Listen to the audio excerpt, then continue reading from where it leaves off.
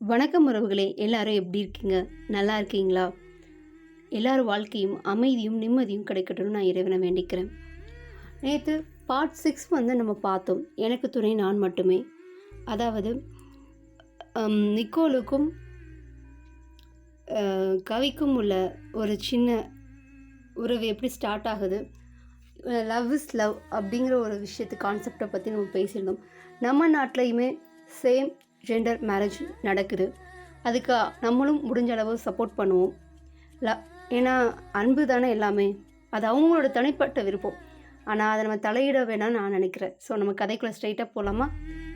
நான் ஏதாச்சும் தப்பாக பேசியிருந்தா என்ன உங்கள் வீட்டு பிள்ளைய நினச்சி மன்னிச்சிடுங்க.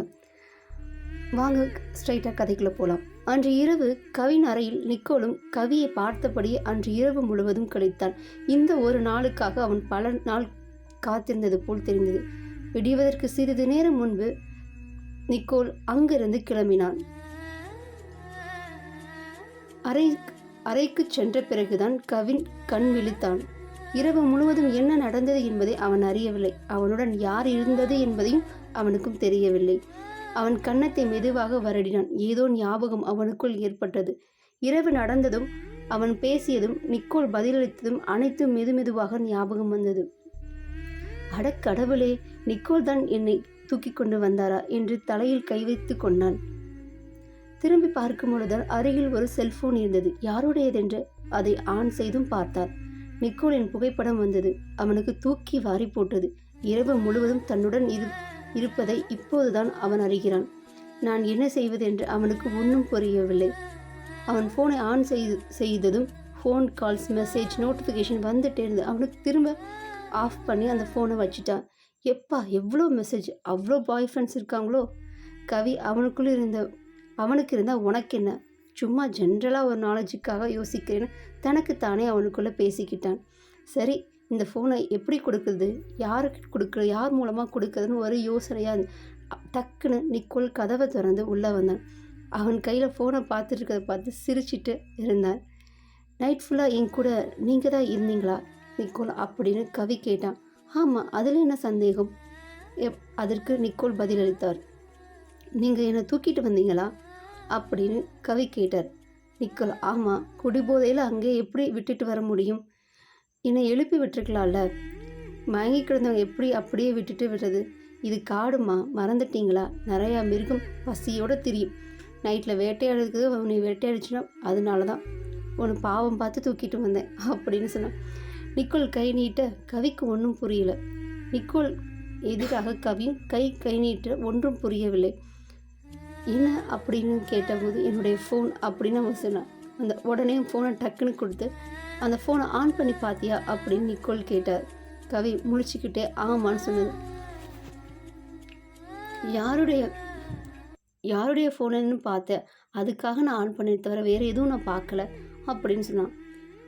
ஆனால் அவ்வளோ ஃபோன் கால் வந்தது, அவ்வளோ மெசேஜ் வரும். உங்கள் பர்சனல் ஃபோனுக்கு எதுக்கு இவ்வளோ மெசேஜ் வரும், இவ்வளோ ஃபோன் கால் வருது, அவ்வளோ கான்டாக்ட்ஸாக எல்லாம் ஒர்க் சம்மந்தப்பட்டதா அப்படின்னு அடுத்தடுத்த கேள்விகளை அவன் சரமாரியாக கேட்டான்.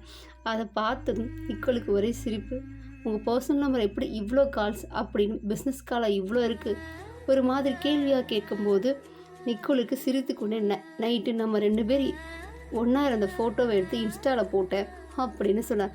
அச்சச்சோ, என்ன சொல்கிறீங்க அப்படின்னு பதறி போய், எப்படி நீங்கள் இந்த மாதிரி பண்ணலாம்னு உடனே அவனுடைய ஃபோனை எடுத்து இவரோட பேஜை ஓப்பன் பண்ணி பார்த்தான். அதில் இவருடைய பிறந்த நாள்னு வந்துச்சு. நிக்கோல், என்ன விளையாடுறீங்க, நான் பயந்துட்டேன்னு க்யூட்டாக மெதுவாக சொன்னான். அதை பார்த்து அவன் சிரிச்சுக்கிட்டு கவி பக்கத்தில் நிக்கோல் நெருங்கி வந்தான். கவியோ பின்ன தள்ளி நடந்தான். கடைசியாக செவத்தில் போய் சாய்ந்தான். நிக்கோல் அவன் கன்னத்துக்கு பக்கத்தில் போய் மெதுவாக சொன்னான். இன்றைக்கி வேணால் உண்மையாக இல்லாமல் இருக்கலாம், ஆனால் எதிர்காலத்தில் இந்த மாதிரி நிறைய கப்பல் ஃபோட்டோவை நான் அப்லோட் பண்ணுவேன்னு சொன்னான். கவி பின்னே நடந்தான். கடைசியாக செவத்தில் போய் சாஞ்சான். நிக்கோல் அவன் கன்னத்து பக்கத்தில் போய், நான் சொன்னது இன்றைக்கி வேணால் உண்மையாக இல்லாமல் இருக்கலாம், ஆனால் எதிர்காலத்தில் இந்த மாதிரி நிறைய கப்பல் ஃபோட்டோவை நான் அப்லோட் பண்ணுவேன்னு சொன்னான். அப்போதைக்கு நோ சொல்லக்கூடாது. கவி ரொம்ப மெதுவாக பதட்டத்தோடு, நீங்கள் நிஜமாகவே என்ன லைக் பண்ணுறீங்களா அப்படின்னு கேட்டான். நிக்கோல், ஏன் நான் பொய் சொல்கிற மாதிரி தெரியுதா, இல்லை நான் பொய் சொல்கிறேன்னு நினைக்கிறியா அப்படின்னு கேட்டார். உன்னை எனக்கு ரொம்ப பிடிச்சிருக்கு, உன்னோட குணம் அதை விட பிடிச்சிருக்கு. நீ மற்றவங்களுக்கு காட்டுற அக்கறை, பணிவு, பண்பு, உன்னோட மென்மை எல்லாமே ரொம்ப பிடிச்சிருக்கு. அதை விட உன்னோட இந்த க்யூட்டான ஃபேஸ் எவ்வளோ க்யூட்டாக இருக்குது தெரியுமா, உன்னை அவ்வளோ பிடிச்சிருக்கு. நேற்று நைட் உன்கிட்ட சொன்னதெல்லாம் நீ மறக்கலைன்னு தெரியும். கவி, எனக்கு என்ன சொல்கிறதுன்னு தெரியல, கொஞ்சம் யோசிக்கணும் அப்படின்னு சொன்னான். நிக்கோல், நீ எவ்வளோ வேணாலும் யோசிச்சுக்கோ, பட் நோன்னு மட்டும் சொல்லிடாத. கவி, அதுக்கு ஏன் இவ்வளவு நெருக்கமாக நிற்கிறீங்க, கொஞ்சம் தள்ளி நிற்கலாமே அப்படின்னு சொன்னான்.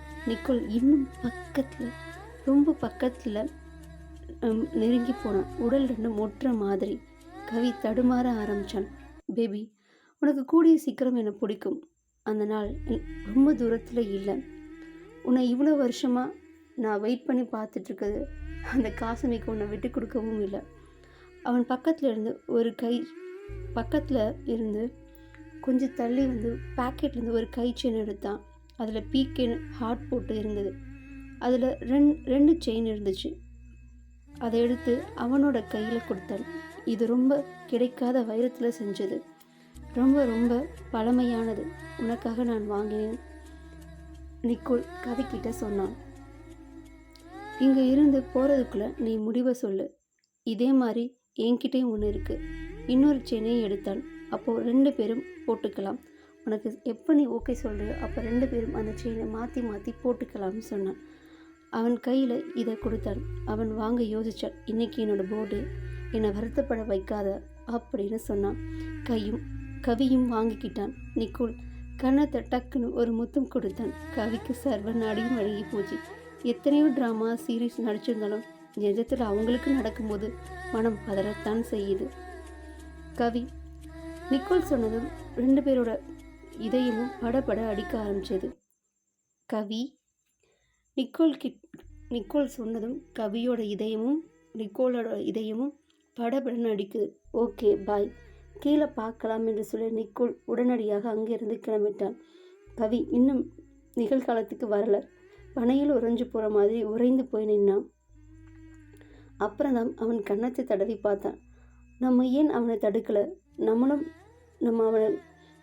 நாமும் அவன் பேச்சிலையும் அவன் அழகுலையும் வாங்கிட்டோமோ? இதெல்லாம் கொடுமைன்னா அவனுக்கு இவன் மொழியும் தெரியாது, கவிக்கு அவன் மொழியும் தெரியாது. நிக்கோல் ஜப்பான், கவி தாய்லாந்து. இவன் அந்த கழிச்சினை பார்த்துட்டு பத்திரமா உள்ள வைக்கிறான். அப்புறம் எல்லாரும் ஒவ்வொருத்தராக கீழே இறங்கி வர்றாங்க. நம்ம வாழ்க்கையில் நடக்கிற முக்கியமான தருணங்கள் எதுவுமே நொடியில் நடந்துடும். நம்ம வாழ்க்கையை புரட்டி போகிற தருணங்களும் நல்லதாக இருந்தாலும் சரி, கெட்டதாக இருந்தாலும் சரி, நொடியில் நடக்கும்போது யாருக்கும் எதுவும் புரியாது. எல்லாரும் பனியில் உறைஞ்சி போகிற மாதிரி தான் உறைஞ்சி போய் இருப்பாங்க. சில நிகழ்வுகள் நம்ம வாழ்க்கையில் அப்படிதாங்க நடக்கும். வாங்க கதைக்குள்ளே போகலாம். ஒவ்வொருத்தராக கீழே வந்துட்டாங்க. கீழே வந்து பார்த்தா நிக்கோல் பிறந்த நாளுக்காக பயங்கரமாக ஏற்பாடு செய்யப்பட்டிருந்தது. அவ்வளோ ஃப்ளவர்ஸ், ஃபோட்டோஸ், எல்லா விதத்துலேயும் எந்த ஒரு குறைபாடும் இல்லாமல் ஸ்வீட்டி அவரோட பர்த்டேவை ஏற்பாடு பண்ணியிருந்தா. அவரோட ஃபேன்ஸ் கொடுத்த எல்லா கிஃப்ட்டும் அவங்க கொண்டு வந்து இறக்கப்பட்டிருந்தது. ஒரு பக்கம் ஃபுல்லாக, இன்னொரு பக்கம் நிக்கோலுக்கு இவங்க கொடுக்க வேண்டிய கிஃப்ட் எல்லாம் அடுக்கி வைக்கப்பட்டிருந்தது. இந்த இடம் ஃபுல்லாக ஒரு ப்ளூ கலர் பலூனால் நிறையப்பட்டிருந்தது. செலிப்ரிட்டிக்கும் ரெடியாக இருந்தாங்க. ஒவ்வொருத்தரும் அதை பார்த்து என்ஜாய் பண்ணிட்டு இருந்தாங்க. மில்க்கும் தாரா, ஸ்கை எங்கே கவியை காணோம்னு யோசிச்சுட்டு இருந்தாங்க. கவி கன்னத்தில் கையை வச்சுக்கிட்டு வந்து ஒவ்வொரு படியாக இறங்கி சோகமாக இறங்கி வந்துட்டு இருந்தான். என்னாச்சா, ஏன் இவ்வளவு சோகமாக வர, கன்னத்தில் கையை ஏன் வச்சிட்ருக்க, கன்னத்துல மேலே கையை எடு அப்படின்னு தாரா சொன்னான். கவி, நான் சோகமாலாம் இல்லை, ஆனால் ஒரு மாதிரியாக பதட்டமாக இருக்குது அப்படின்னு சொன்னான். தாரா, ஏன் நைட் ஃபுல்லாக நிக்கோல் உன் கூட தங்கியிருந்தாரு அதை நினச்சா அப்படின்னு கேட்க, மில்க் என்ன சொல்கிற, நிஜமாவா அப்படின்னு ஒரு ஆர்வத்தில் அவன் கேட்டான். அடப்பாவி அப்பாவி மாதிரி இருந்து இவ்வளோ பெரிய மனுஷனை சாட்சி புட்டியே அப்படின்னு மில்க் வாமுடுத்தாரு. கவி, நீ வேற கோபத்தை கிளறாத. தாரா, உனக்கு எப்படி தெரியும்? நான் சும்மா காலையில் வாக்கிங் போகலான்னு வெளியில் வந்தேன். நிக்கோல் உன் ரூமில் இருந்து வெளியில் போனதை நான் பார்த்தேன் அப்படின்னு சொன்னார். ஸ்கை, காஃபி எடுத்துகிட்டு வரேன் எல்லாருக்கும் அப்படின்னு சொல்லி எடுக்க போனான். தாரா இருங்க நானும் வரேன்னு சொன்னான். ஸ்கை இல்லை பரவாயில்ல, நான் மட்டும் போய் எல்லாருக்கும் எடுத்துகிட்டு வரேன்னு நீங்கள் பேசிட்டுருங்கன்னு சொல்லிட்டு போனார். தாரா மில்க் கன்னத்தில் கையை வச்சுட்டு இருந்த அப்படி என்னடா நடந்துச்சு அப்படின்னு கேட்டாங்க. சொல்லு நைட்டு ஃபுல்லாக அப்படி என்ன நடந்துச்சு ரொம்ப ஆர்வமாக மில்க் கேட்டார். அவன் நடந்தது எல்லாமே சொன்னான். ஸ்கை டீ எடுத்துகிட்டு வந்து கொடுத்தாரு. ஸ்கை முகத்தில் ஒரே சிரிப்பாக இருந்தது. மில்க் நீங்கள் ஏன் சிரிக்கிறீங்க ஸ்கை அப்படின்னு கேட்டேன். நேற்று நடந்ததெல்லாம் நானும் மாநிலேருந்து பார்த்துட்டு தான் இருந்தேன். கவிக்கிட்ட நிக்கோ லவ் சொன்னதும் இவன் மயங்கினதும் அவன் தூக்கிட்டு போனதும் அட என்ன ஒரு அழகு, ஒரு பிஎல் ட்ராமாவே எடுத்துடலாம் போல அப்படின்னு ஸ்கை சொன்னார். கவி நீங்களும் பார்த்துட்டிங்களா இந்த வீடியோவை ஃபோட்டோ பாரு அப்படின்னு சொல்லி காமிச்சாங்க. ஸ்கை என் மானமே போச்சு, கவி புலம்ப ஆரம்பித்தான். தாராவும் மில்க்கும் சிரிப்பை அடக்கிக்கிட்டு கவலைப்படாத மச்சி சரியா அப்படின்னு சிரிச்சுக்கிட்டே சொன்னாங்க. ஆண்டவா இந்த டேபிள் மேலே தலையை வச்சுக்கிட்டு கவி அமைதியாக சாஞ்சு உட்கார்ந்தான். இதுக்கு மேலே கிண்டல் பண்ணிங்கன்னா நான் எழுந்து போயிடுவேன்னு கவி சொன்னான். தாரா நாங்கள் எங்கே கிண்டல் பண்ணோம், நடந்ததை சொன்னோம், எனக்கு சிரிப்பு வந்துச்சு அவ்வளவுதான், கேலி எல்லாம் நாங்கள் பண்ணலப்பா, அது எங்கள் மிஸ்டேக் இல்லை அப்படின்னு தாராவும் சொல்ல. மில்க் இப்போ நிக்கோலுக்கு நீ என்ன பதில் சொல்ல போகிற கவி அப்படின்னு கவி தெரியல, என்ன சொல்கிறதுன்னு தெரியல. தாரா என்ன சொன்ன, நல்லா டைம் எடுத்து யோசிச்சு பதில் சொல்லு கவி, இது உன்னோட லைஃப் சம்மந்தப்பட்ட விஷயம், எடுத்தோம் கவுத்தோங்கிற முடிவு வேண்டாம், நிதானமாக யோசி, உனக்கு எது சரின்னு படுதோ உன் மனசு என்ன சொல்லுதோ அதை யோசிச்சு முடிவு பண்ணு அப்படின்னு சொன்னான். ஸ்கை சொன்னார். பதில் சொல்கிறதுக்கு முன்னாடி நான் சொல்கிறத ஒரு தடவை கேளு அப்படின்னு சொன்னான். சொல்லுங்கள் ஸ்கை அப்படின்னு கவி சொன்னான். பார்ப்பை நிக்கோல் நான் 3 பேருமே பெஸ்ட் ஃப்ரெண்ட்ஸ். நிக்கோலோட ஃபஸ்ட்டு மூவிலேருந்து அவனை ரொம்ப பிடிக்கும். உன்னோட ஃபஸ்ட்டு மூவிலேருந்து அவனுக்கு உன்னை ரொம்ப பிடிக்கும். பார்ப்பையை மீட் பண்ண நாங்கள் ஹாஸ்பிட்டலுக்கு வரும்போது உன்னோட கேரக்டர் அவனுக்கு ரொம்ப பிடிச்சது. நீ எல்லாருக்கிட்டையும் அன்பாக பேசுகிறது பழகிறது எல்லாமே அவனுக்கு ரொம்ப பிடிச்சிது. கிட்டத்தட்ட ஒரு 3 வருஷமாக அவன் உன் பின்னாடியே தான் சுற்றிக்கிட்டு இருக்கான். அதை உன்கிட்ட சொல்கிறதுக்கு தான் இந்த நிகழ்ச்சியே கலந்துக்கிட்டான். அவன் இது வரைக்கும் யாரையும் டேட் பண்ணதே இல்லை. அவன் ரொம்ப பிஸி, அவனுக்கான நேரம் அவன்கிட்டயே இல்லை. உன்னை பார்த்ததுக்கு அப்புறம் தான் அவனுக்கு லைஃப்பில் ஒரு பிடிமானமே வந்துச்சுன்னு சொல்லலாம். அவன் ஒவ்வொரு நிமிஷமும் உன்னை பார்த்து ரசித்து உன்னுடைய ஒவ்வொரு செயலையும் அவன் முழுசாக ரசித்தான், நேசிக்கிறான். அவனுக்கு பெருசாக சொல்கிறதுக்கு யாருமே இல்லை. நீ அவனுக்கு கிடைச்சினா அவன் லைஃப் நிஜமாகவே சந்தோஷமாக இருக்கும், உன்னோட லைஃப்பும் ரொம்ப சந்தோஷமாக இருக்கும். அதை யோசித்து முடிவெடு அப்படின்னு ஸ்கை சொன்னார். என்னோடய ஃப்ரெண்டை வேண்டாம்னு சொல்ல மாட்டேன்னு நான் நினைக்கிறேன். காதல் ஆள் பார்த்து வருவதில்லை, மனம் பார்த்து வருவது. உன்னோட மனசு என்ன சொல்லுதோ அதை நீ யோசிச்சு சொல்லு. ஸ்கை அங்கேருந்து எந்திரிச்சு போயிட்டாரு. மில்க்கும் தாரம் சரி டீ ஆறப்போது குடிக்கலாம். கவி அவன் என்ன கவலையில் இருக்கான், டீயை குடிக்கிறதுல இருக்கு, சரியான தண்ணி பண்ணாராங்க, எனக்குன்னு வந்து வாக்கியங்களே அப்படின்னு கவி தலையில் கையை வச்சு முடிய அப்படியே கலைச்சிக்கிட்டான். மில்க் தாரா இவன் பைத்தியம் ஆயிட்டானோ அப்படின்னு மில்க்கு கேட்க தாரா அப்போ அவனுக்கு லவ் பைத்தியம் பிடிக்க போகுது அப்படின்னு தாராவும் சொன்னான். ஸ்வீட்டு இன்னைக்காக நான் கேம் காட்டுக்குள்ளேருந்து ஏரிக்கு போய் ஸ்விம் பண்ணணும்.